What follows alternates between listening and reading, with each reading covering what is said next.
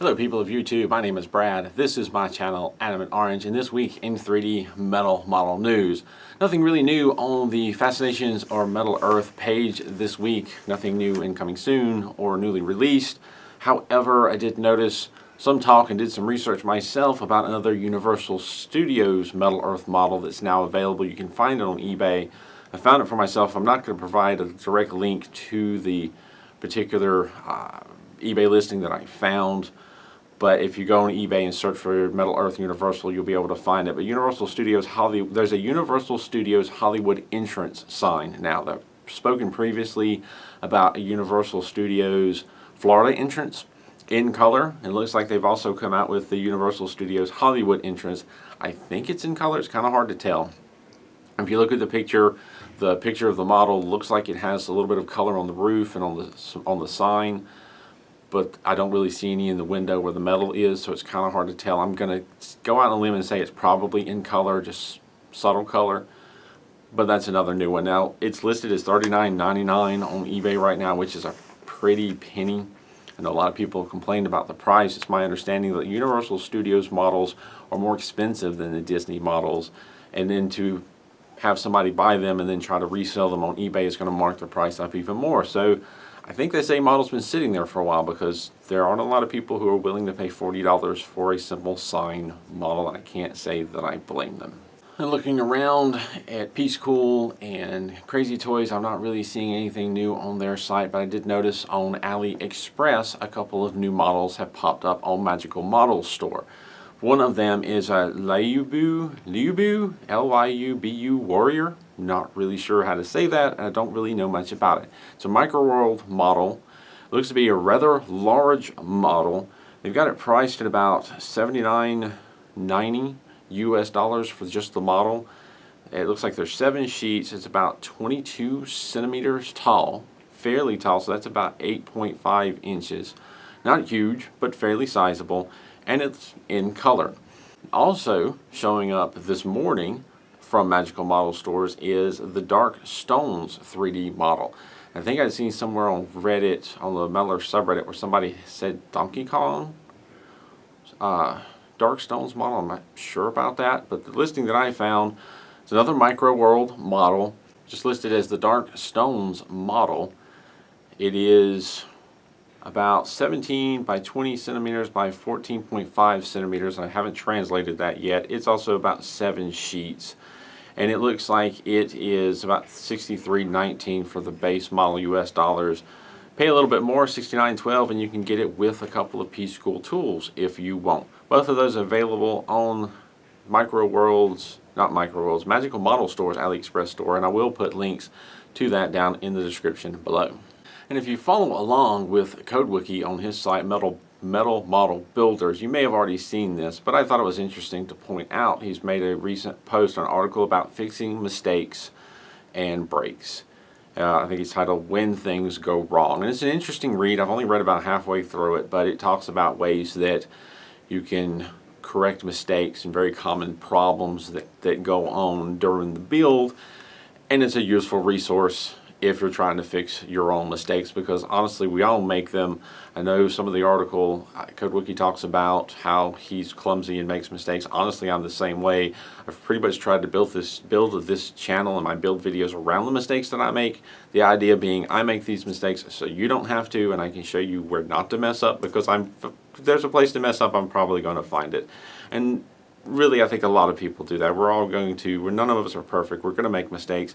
And it's a good trick if you're going to continue building these models to know how to compensate for those mistakes. And CodeWiki had an incident some time back where a shelf fell and a lot of models were damaged. So he has quite a bit of experience on how to repair and come back from problems and breaks. So give that a read. There'll be a link to that in the description down below as well. In last week's question of the week, I posed the question, do you like the silver or gold, solid silver or solid gold models better, or do you prefer the colored models better? Because I've heard some people debate that are excited about the colored models, some people that are kind of missing the more straightforward silver models and not really that excited about the colored models. So I posed the question and I got a few responses.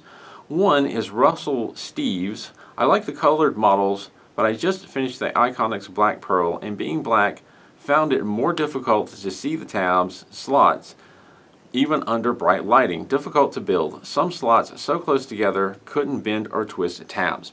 I understand where you're coming from there. I had a very similar experience with one of the MU Transformers models, and I can't remember if it was Megatron or Optimus Prime, or maybe it was both, but there were some black parts, and because they were so dark black, even with bright lighting, it was hard to see inside and see where the tabs and how things lined up.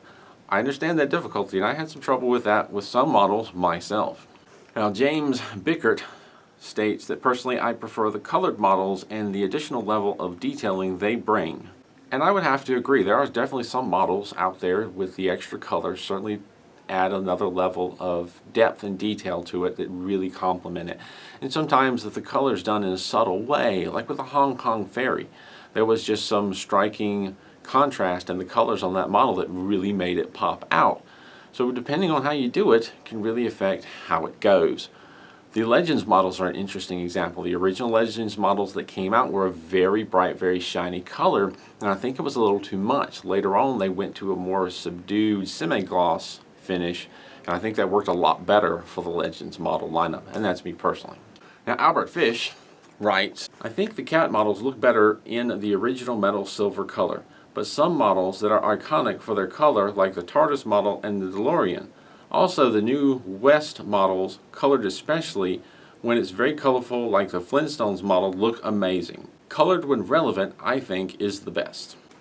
I would tend to agree with that. Kind of goes with what I was saying before. But adding to that, some things are very iconic for their color. The TARDIS in silver, not that exciting. And there's a kind of knockoff police box out there that's eh. The TARDIS in blue with the police box sign, really awesome. Looks much better. Richard Kroll, I think the choice between silver, gold, and full color models depends on the model. Everyone who has seen my Cinderella carriage model prefers the silver to the full color. On the other hand, the F4U Corsair, R2-D2, and the original Starship Enterprise definitely benefit from being in color.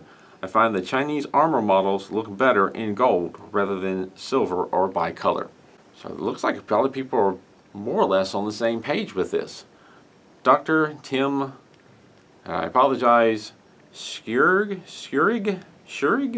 Not sure how to say that. Not the best for pronouncing names. I don't like the colored models. They are much too expensive in general. I prefer the generic look of the silver stuff, which makes them look like they were family members. All right, I can respect that opinion. So that's some interesting and varied opinions right there. Thank you very much for sharing. For this week's question of the week, I'm going to kind of borrow a question that I found on the Metal Earth subreddit recently from the Reddit user jnash102287. And he asked, more or less, what is the most bizarre thing you have used to form a shape for a model?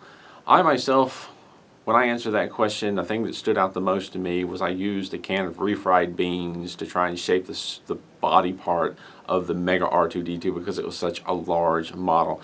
I have used a lot of odd, more or less specific tools over the years, and I've used odd things like batteries and chapstick, but it's mostly just making cylinder shapes. Really not that odd, just odd choice in what it was, but not that odd of a thing to shape. I've heard of somebody using a spoon to shape the hull of the Enterprise D, which I thought was very interesting. What are some very unusual things you have used to make a shape in a model? Share them down below. I'd be interested to hear. Maybe we can have a little bit of a laugh over it. And that's it for this week's 3D Metal Model News. As always, thank you for watching. Stay tuned for next week. I'm not sure when my next build's going to be because I'm in the heat of, or the middle of moving everything. But as soon as I can get some time to start putting something together, I certainly will be. But I will definitely be back for next week's 3D Metal Model News. Till then, until next time, thank you for watching and keep on keeping on.